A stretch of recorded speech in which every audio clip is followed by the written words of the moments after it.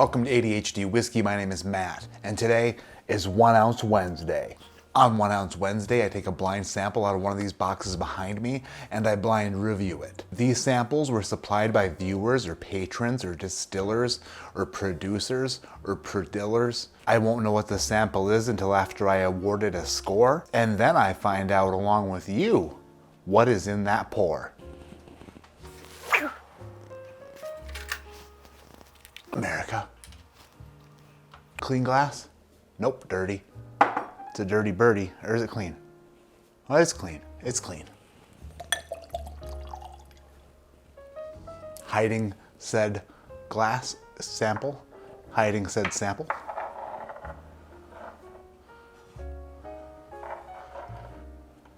I hit it. I hit it good.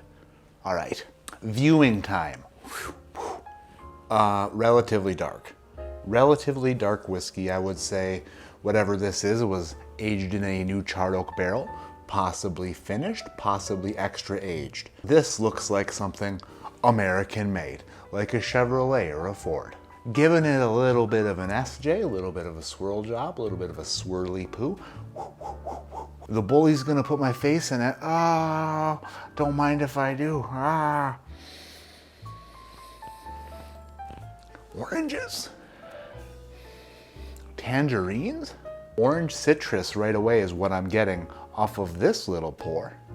Orange chocolate, like one of those orange chocolates you get at the holidays, and you smash it on the table and it opens like a beautiful flower of orange chocolate. Chocolade. Little strawberry, little orange, little chocolate. Kind of reminds me of one of those red Charleston chews. It's got the chocolate on the outside and the red stuff on the inside that's super stretchy, but only to a certain point.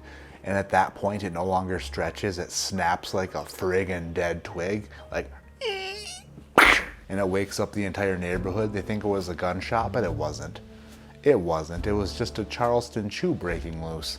Have you ever had a frozen Charleston chew? If not, they are amazing. I would say that this is definitely, probably, most likely, probably a bourbon. I'm not picking up any ryeness or rye notes, but I am picking up a bit of just delicious fruity chocolateness. It's more of a brighter smell than it is a dark smell, if that makes sense. Some bourbons are a little bit darker and deeper and like la la la la, but this one's more like la la la la. Sweet, bright. There might be a tad of florality, white flower, yellow inside. If it were just pollinated by a bee who just drug his ass through a little bit of honey. The nose is interesting and smells very good.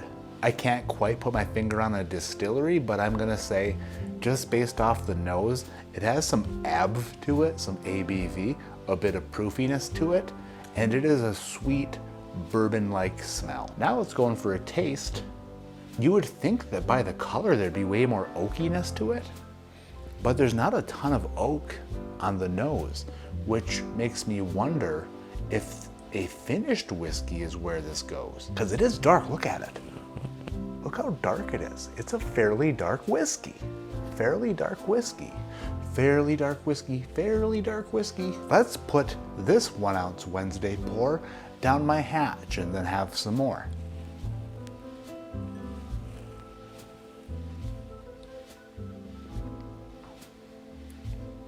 Wow.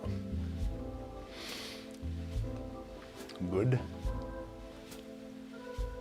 Wow.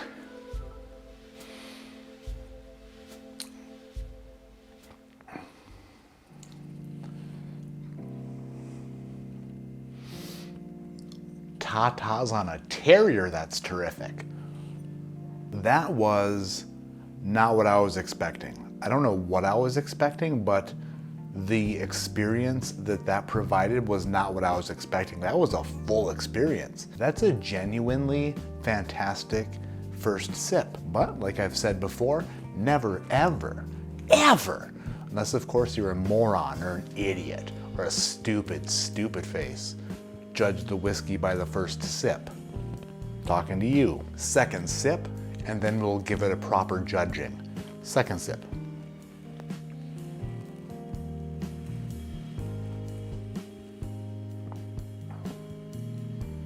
Wow.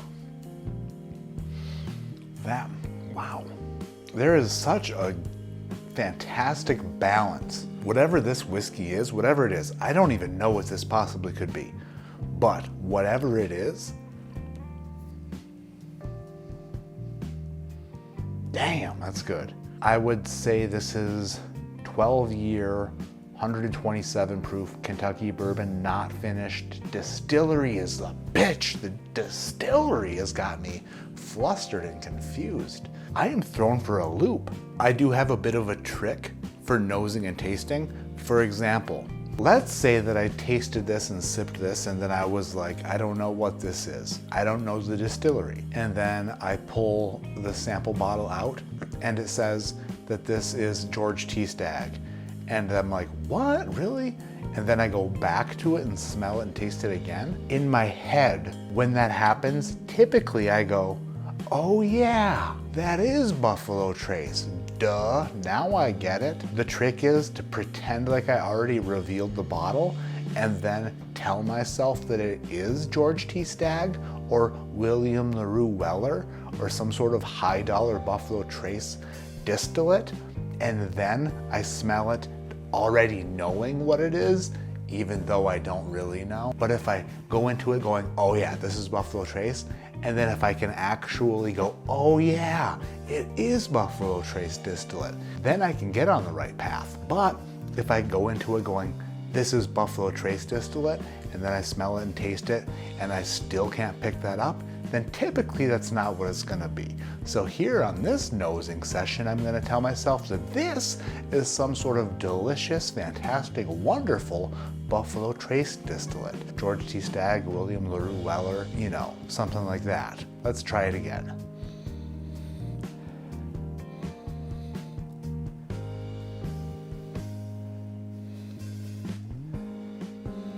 I can almost convince myself, shit, son.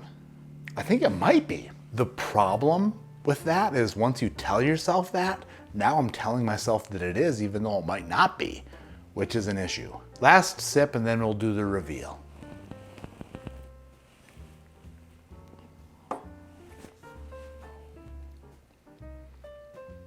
Wow, that's good. It is sweet. It is just perfectly well-rounded. There's so much vanilla. It's so viscous and the finish goes on for an extra super long time. I have no idea what that could possibly be, but that is a magnificent, magnificent bourbon. My palate might just be geared towards whatever is in that sample glass tonight, but whatever is in that sample glass tonight is one hell of a delight.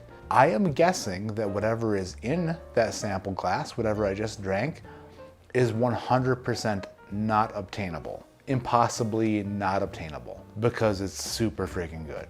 1 ounce Wednesday, totally blind, absolutely fantastic. It's an 8.9. It is so damn good. Without further ado, I double dare me to find out what I was drinking. And I never turned down a double dog dare. So today on 1 ounce Wednesday, we were drinking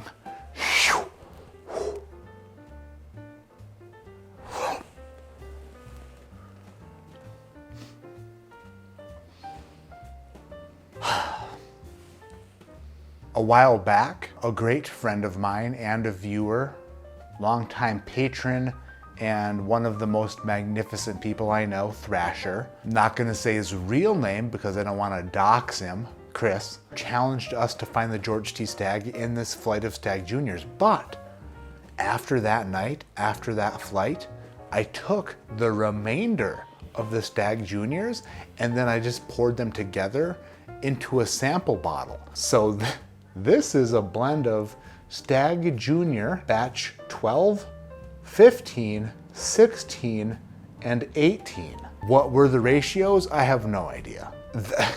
Could I recreate that if I tried? No. Thank you, Thrasher, friggin' gangster, friggin' Chris. That was super good and by super accident. It's funny because the blend like rang some bells of familiar,